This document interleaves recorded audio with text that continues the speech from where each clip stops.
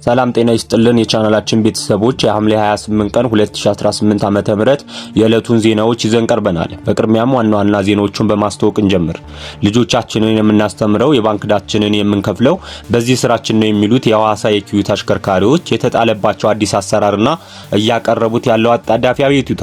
በሌላ በኩል በራያ አላማጣ በኩል እየተስተዋለ ያለው ከፍተኛ ወታደራዊ ፍጥጫና የነዋሪዎች ስጋት እንዲሁም በሰሜን ሸዋ ጻድቃኔ ደብረ ምጥማቅ ገዳም በደረሰ የመሬት መንሸራተት አደጋ የ14 ሰዎች ህይወት ማለፉን ተከትሎ የተፈጸመው አሳዛኝ ስርዓተ ቀብርና ከካዛንቺስ ወደ ቃሊቲ ወርቁ ሰፈር የተወሰዱ ነዋሪዎች የደረሰባቸው እንግልት። እነዚህን ዝርዝርና ሌሎች መረጃዎች አሁን ይዘንላችሁ እንቀርባለን። እስከ ቪዲዮ ፍጻሜ አብራችሁን ቆዩ። ለቻናላችን አዲስ ከሆናችሁም ቪዲዮውን ላይክ እንዲሁም ሰብስክራይብ በማድረግ ጀምሩት። በራያ አላማጣ ግንባር ከፍተኛ ወታደራዊ ውጥረትና ስጋት ነግሷል። ነዋሪዎች በሱዳን ወሰን ያለው ውጊያ ቢረጋጋም በራያ አቅጣጫ ወታደራዊ ፍጥጫውና የኃይል ስምሪቱ በከፍተኛ ሁኔታ ማየሉ ተገለጸ። ከቀናት በፊት በኢትዮጵያና ሱዳን አዋሳኝ ሸረሪና በተባለ ቦታ በፌዴራል መንግስት የደህንነት ኃይሎችና በህወሓት ታጣቂዎች መካከል ተቀስቅሶ የነበረው ከባድ ግጭት በአሁኑ ወቅት ጋብ ያለ ቢሆንም በራያ አላማጣ ግንባር በኩል ግን ያለው ወታደራዊ ዝግጅት፣ የስምሪት እንቅስቃሴና ፍጥጫ በከፍተኛ ሁኔታ መጨመሩን የአካባቢው ነዋሪዎች አሳወቁ።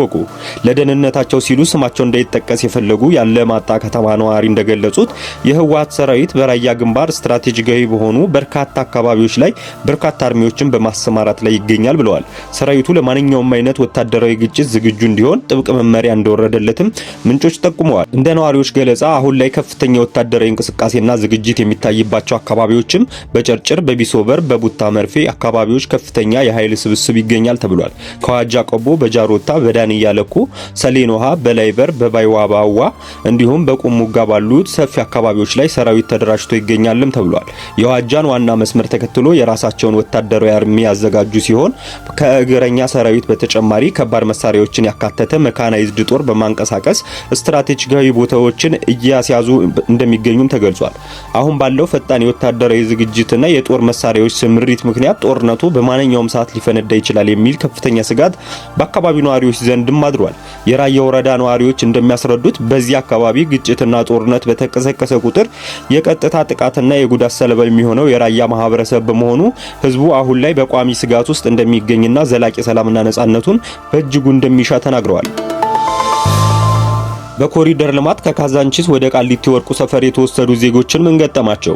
በአዲስ አበባ ከተማ እየተካሄደ ባለው ሰፊ የኮሪደር ልማት ፕሮጀክት ምክንያት ከ40 ዓመታት በላይ ከኖሩበት የታሪክና የማህበረሰብ ትስስር ማዕከል ከነበረው ካዛንቺስ አካባቢ በአንድ ቀን አጭር ማስጠንቀቂያ የተፈናቀሉ ነዋሪዎች ያሉበትን ሁኔታ መሰረት ሚዲያ ቃኝቷል። በቃሊቲ ወርቁ ሰፈር በሚገኙ 5000 ተገጣጣሚ ቤቶች ውስጥ በከባድ እንግልት፣ መከራና የሰብአዊ መብት መጣስ ውስጥ እንደሚገኙ ነዋሪዎች እየገለጹ ይገኛሉ። ነዋሪዎች ለአዲሱ የመልሶ ማቋቋም ቤት የተመደበው በጀት በሙስና መበላቱንና መሰረታዊ ፍላጎቶች እንኳን እንዳልተሟሉላቸው በመግለጽ ይናገራሉ ሲል መሰረት ሚዲያ ዘግቧል። አዲሶቹን ተገጣጣሚ ቤቶች የመገንባት ኃላፊነት የተሰጠው የኢትዮጵያ ኮንስትራክሽን ስራዎች ኮርፖሬሽንና ንዑስ ተቋራጮች መንግስት ክፍያ አልፈጸመልንም በሚል ምክንያት እጅግ ጥራት የጎደለውና በፊታችን የሚፈርስ ስራ ሰርተው ወጥተዋል የሚሉት የአንድ የልማት ተነሽ አዛውንት ናቸው። የ72 ዓመት ባለጸጋው አክለውም ቤቶች ገና ከመገንባታቸው ዝናብ የሚያስገቡ የመብራትና የውሃ ዝርጋታቸው ያልተጠናቀቀና ለሰው ልጅ መኖሪያነት በጭራሽ የማይመጥኑ ናቸውም ብለዋል። ነዋሪዎች የዝናብ ውሃ በቤታቸው ውስጥ በባልዲ እየቀዱ ለመኖር መገደዳቸውንም በቁጭት ይናገራሉ። ከቤት ጥራት መጓደል በተጨማሪ የአካባቢው የመሰረተ ልማት ችግር ሌላው አስከፊ ፈተና ሆኖባቸዋል። ወደ ሰፈሩ የሚያስገባው መንገድ ሙሉ በሙሉ በመበላሸቱና በጭቃ በመሸፈኑ ምክንያት ተሽከርካሪዎች የሚሰሩበት ህፃናትና አረጋውያን ጨምሮ ነዋሪዎች ወጥተው መግባት የማይችሉበት አሰቃቂ ሁኔታ ተፈጥሯል የሚሉት ሌላው የቀድሞ የካዛንቺስ ቀደምት ነዋሪ ናቸው። ይህንኑ ምሬትና እንግልት ለክፍለ ከተማው አመራሮች ያቀረቡት ነዋሪዎች ለችግራቸው አፋጣኝ መፍትሄ ከማግኘት ይልቅ ለልማት ተባባሪ አይደላችሁም በሚል ውንጀላና ከንቲባዋ ቤቶቹን ልትመረቅ ስትመጣ ይሰራላቸዋል በሚል የፌዝ ምላሽ እንደተሰጣቸው ተገልጿል። በሺዎች የሚቆጠሩ ተጨማሪ ቤቶች ተሰርተው እስኪያልቁ ድረስ በዚህ አሰቃቂ ሁኔታ ውስጥ እንዴት መቆየት እንደሚችሉ ግራ መጋባታቸውንም ገልጸዋል። በአዲስ አበባ የሚካሄደው የኮሪደር ልማት የከተማዋን ገጽታ ለመቀየር የተወጠነ ቢሆንም እንደ ካዛንቺስ ያሉ ነዋሪዎች ያለበቂ ካሳና ዝግጅት ወደ ከተማዋ ዳርቻዎች መወርወራቸው ማህበራዊና ኢኮኖሚያዊ ቀውስ ፈጥሮባቸዋል። ለ40 ዓመታት ከኖሩበት ሞቅ ያለ ቤታቸው በድንገት ተነስተው በኃላፊነት የጎደለው ሁኔታ ወደዚህ አካባቢዎች መወርወራቸው በእጅጉ እንዳሳዘናቸው የሚናገሩት እነዚህ ዜጎች የሚመለከተው አካልና ህዝቡ የነሱን እውነተኛ እንግልት ያውቅ ዘንድ ጉዳዩ በዜና ሽፋን አግኝቶ አግባብ ያለው ማጣሪያ እንዲደረግላቸውና አፋጣኝ መፍትሄ እንዲሰጣቸው አጥብቀው ጠይቀዋል። መረጃው የመሰረት ሚዲያ ነው።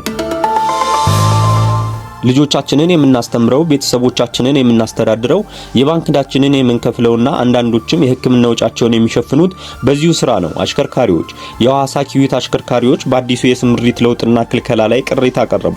ውሳኔው በድጋሜ ሊጤን ይገባልም ብለዋል። የሐዋሳ ከተማ ትራንስፖርትና መንገድ ልማት መምሪያ ከከተማ አስተዳደሩ ፖሊስ መምሪያ ጋር በመተባበር የትራፊክ መጨናነቅና አደጋን ለመከላከል በሚል በቤንዚን የሚሰሩ ባለ 3 እግር ተሽከርካሪዎችና ኪዩት ተሽከርካሪዎች ላይ የስምሪት ለውጥና ክልከላ መደረጉን መግለጹ ይታወሳል። ይህን ተከትሎ የኪዩት አሽከርካሪዎች በቲኪቫ ኢትዮጵያ በኩል ባቀረቡት ቅሬታ ውሳኔው ድንገተኛ ቅድመ ሁኔታዎችን ያላገናዘበና በአሽከርካሪዎች ላይ ዘርፈ ብዙ ተጽዕኖ የሚያሳድር መሆኑን ገልጸዋል። ለቲኪቫ ኢትዮጵያ ቃላቸውን የሰጡት የኪዩት አሽከርካሪዎች የማህበራት አስተባባሪዎች አርብ አመሻሹንና ቅዳሜ ጠዋት በድንገት እየደወሉ ከሼል በሳውዝ ስታር ሱመዳ ወይም ዋርካ አድርጎ ወደ ፒያሳ የሚወስደው መንገድ እንዲሁም ከሳውዝ ስፕሪንግ በመድኃኔዓለም ቤተክርስቲያን መስመር እስከ 05 አድቬንቲስት ቤተክርስቲያን ድረስ መንቀሳቀስ ተከልክሏል ብለው ሲያሳውቋቸው መጀመሪያ ላይ ቀልድ መስሏቸው እንደነበር ገልጸዋል። አሽከርካሪዎቹ እንዳሉት ከዚህ ቀደም ባጃጆች ከመስመር ሲወጡ ብዙዎች ስራ እንዳጡ ባጃጆቻቸውን ሸጠው በባንክ ብድር ኪዩት ገዝተዋል ብለዋል። በመሆኑም አዲሱ ውሳኔ ወቅቱን ያላገናዘበና በአሽከርካሪዎች ላይ ዘርፈ ብዙ ተጽዕኖ የሚያሳድር በመሆኑ በድጋሜ ሊጤን ይገባዋልም ብለዋል። በተጨማሪም ማቋረጫ መንገዶች ተብለው የተገለጹት መንገዶች በቂ መሰረተ ልማት የሌላቸው፣ በተሽከርካሪዎች ላይ ጉዳት የሚያደርሱ እንዲሁም ለተሳፋሪዎችም ምቹ ያልሆኑ መሆናቸውን ጠቁመዋል።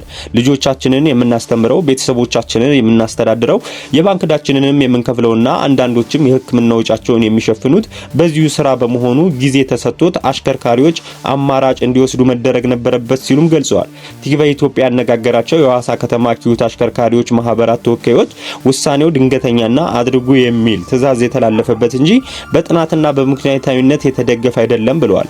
ይህም በከተማው የሚገኙ በሺዎች የሚቆጠሩ አሽከርካሪዎች ላይ ዘርፈ ብዙ አሉታዊ ተጽዕኖ እንደሚያሳድር ገልጸዋል። ተወካዮቹ እንዳሉት ውሳኔው ከመተግበሩ በፊት በቂ ጊዜ ተሰጥቶት ከአሽከርካሪዎችና ከማህበራት ጋር ውይይት ተደርጎ ቢሆን ቅሬታ ባልተነሳ ነበር ብለዋል። በተጨማሪም ክልከላው ተግባራዊ ከሆነ በኋላ በተደረጉ የውይይት መድረኮች ላይ ቅሬታቸውን በተደጋጋሚ ቢያቀርቡም ተነጋግረን ተስማምተናል ተብሎ የተሰራጨው መረጃ ትክክለኛ አይደለም ሲሉ አስተባብለዋል። በመጨረሻም አሁንም ቢሆን ባለድርሻ አካላት ጉዳዩን በድጋሚ እንዲያጠኑ ጠይቀዋል። ቲኪቫ ኢትዮጵያ ከሐዋሳ ከተማ ትራንስፖርትና መንገድ ልማት መምሪያ ተጨማሪ መረጃና ምላሽ ለማግኘት ያደረገው ሙከራ አልተሳካም ሲል ዘገባውን ሰርቷል። የሀገረ ስብከቱ ሊቀ ጳጳስ በተገኙበት የ14 ሰዎች ሥርዓተ ቀብር ተፈጽሟል። የሰሜን ሸዋ ዞን ሀገረ ስብከት በአማራ ክልል ሰሜን ሸዋ ዞን ጻድቃኔ ደብረ ምጥማቅ ቅድስት ማርያም ገዳም በተከሰተ የመሬት መንሸራተት አደጋ የ14 ሰዎች ሕይወት ማለፉን በኢትዮጵያ ኦርቶዶክስ ተዋሕዶ ቤተክርስቲያን የሰሜን ሸዋ ዞን ሀገረ ስብከት ገልጿል። የዞኑ አደጋ መከላከልና ምግብ ዋስትና መምሪያ ጽሕፈት ቤት በበኩሉ አደጋው መከሰቱን ገልጾ ወደ ቦታው የተቀናጀ ቡድን ማሰማራቱን ነግሮናል። የሰሜን ሸዋ ዞን ሀገረ ስብከት ስራ አስኪያጅ መጋቢ ሐዲስ ነቃ ጥበብ አባቡ በሰጡት ቃል ድንገተኛ አደጋ ነው የተከሰተው። ከክረምቱ መግባት ጋር ተያይዞ ከፍተኛ የሆነ የዝናብ የመብረቅ ድምጽ ስለነበረ በዚህ ሳቢያ ነው የመሬት መንሸራተቱ ያጋጠመው ብለዋል። 14 ምዕመናን ሕይወታቸው አልፏል፣ 5 ከፍተኛ ጉዳት ደርሶባቸዋል ሲሉም ተናግረዋል። የሰላም ለኪ ዋሻ ተንሸራቶ ይህ አደጋ የደረሰው ዛሬ ከጧቱ 1 ሰዓት ገደማ መሆኑንም አስረድተዋል። የሀገረ ስብከቱ ሊቀ ጳጳስ በተገኙበት የ14 ሰዎች ሥርዓተ ቀብር መፈጸሙን በአካባቢው ላይ ከዚህ ቀደም መሰል አደጋና የሚያሰጋ ነገር እንዳልነበር ገልጸዋል። የዞኑ አደጋ መከላከልና ምግብ ዋስትና ጽሕፈት ቤት አመራር አደጋው መከሰቱን ገልጸው የጉዳት መጠኑን ለማወቅ ወደ ቦታው ቡድን ተልኳል። ቡድኑ ሲመለስ ብንገልጽ ይሻላል። ቡድኑ አልተመለሰም፣ ነገ ነው የሚመለሱት ብለዋል። በዞኑ የሞጃና ወደራ ወረዳ አስተዳደር በበኩሉ በአደጋው የ14 ሰዎች ሕይወት ማለፉን፣ በ5 ሰዎች ከፍተኛ በ2 ላይ ደግሞ መለስተኛ ጉዳት መድረሱን በይፋ አሳውቀዋል።